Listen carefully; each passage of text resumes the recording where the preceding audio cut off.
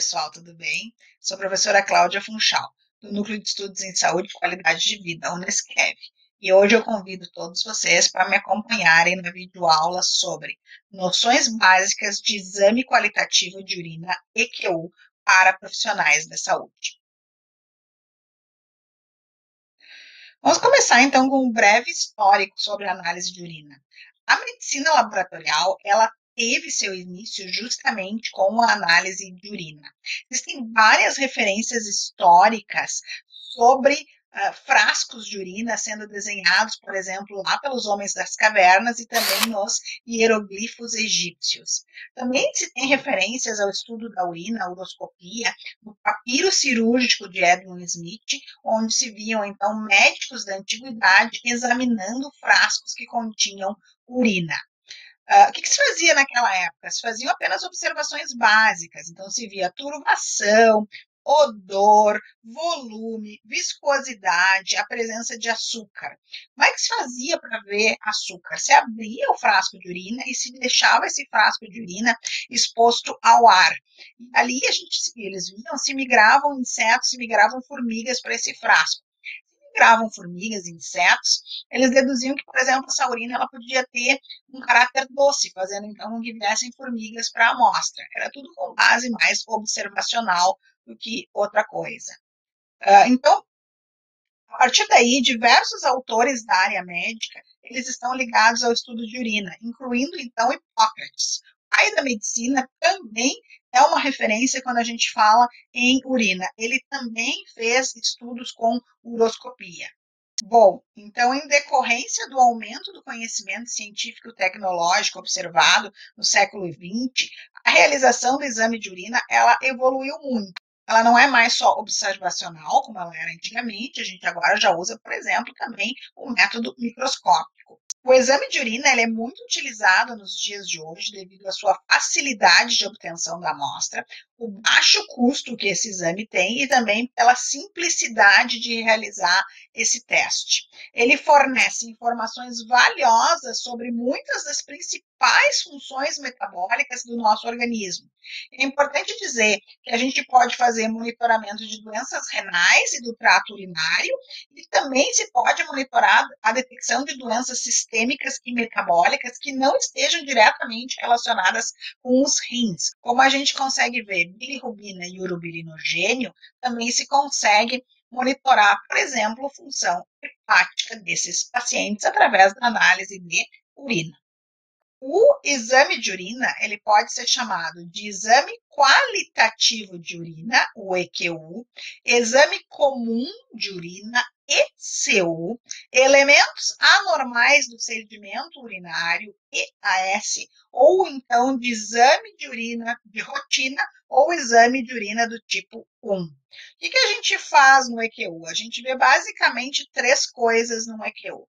A gente faz o exame físico, o nome já está dizendo, se avaliam propriedades físicas da urina, se faz o exame químico, onde a gente vê, então, propriedades químicas relacionadas a essa urina, e se faz o exame microscópico, também chamado de exame do sedimento urinário. Então, a gente vai colocar o sedimento de urina entre lâmina e lamínula e vai observar no microscópio a presença de alguns elementos.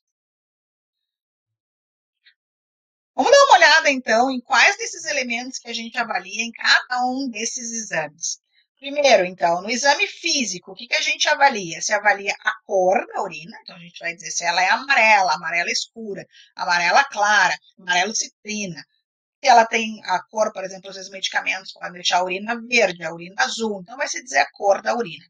Vai se medir o volume, então quanto foi entregue, 50 ml, 10 ml, 15 ml. O aspecto da urina, isso diz relação, então, se a urina está límpida ou ela está turva.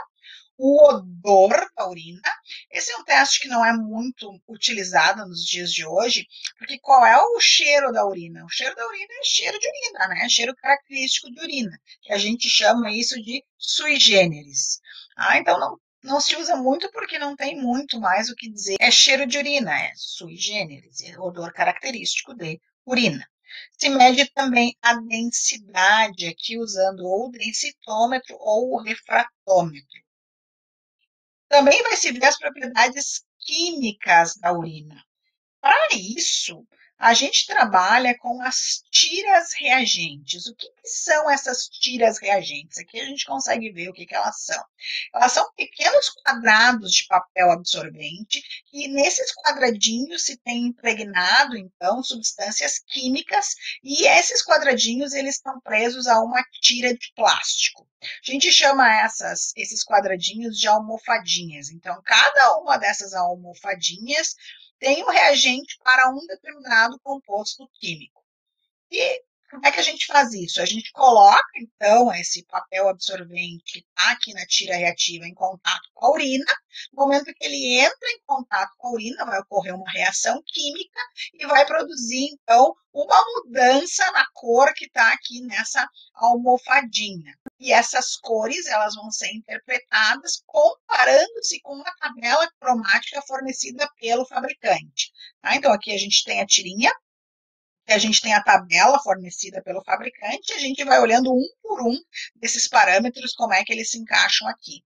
Lembrando que isso aqui não é tira de pH, então não é todo mundo na mesma coluna. Eu vou um por um, cada parâmetro eu vejo aonde melhor ele se encaixa, qual é a cor que ele melhor se encaixa naquele momento. Para isso, a gente pode inferir, então, um valor semi-quantitativo, que vai ser negativo ou positivo, e esse positivo a gente pode inferir por cruzes. Uma cruz, duas cruzes, três cruzes, ou seja, um positivo, dois positivos, três positivos. Quanto mais positivo tiver, mais cruzes vai ter.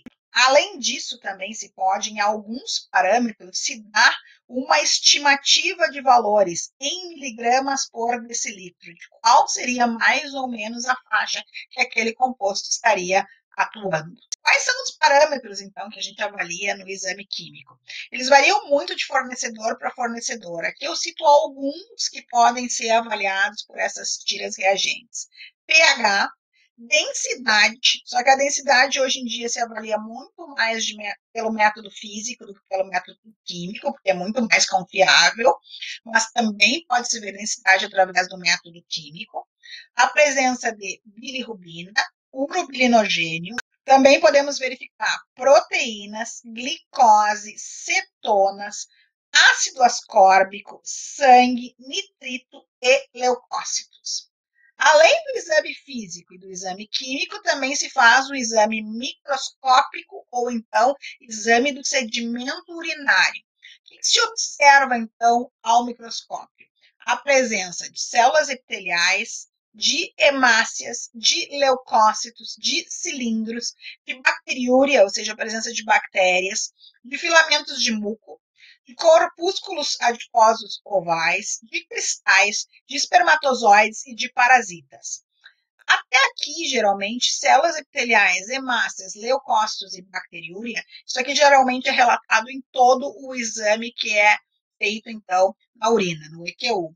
Cilindro, se tem, vai se relatar qual o cilindro, e esses elementos aqui, eles não são obrigatórios de serem relatados. Os filamentos de muco, os corpúsculos ovais, adiposos, que seriam lipídios, cristais, existem cristais que são presentes em urinas normal e cristais que são presentes em urinas anormais. Nem sempre eles são relatados.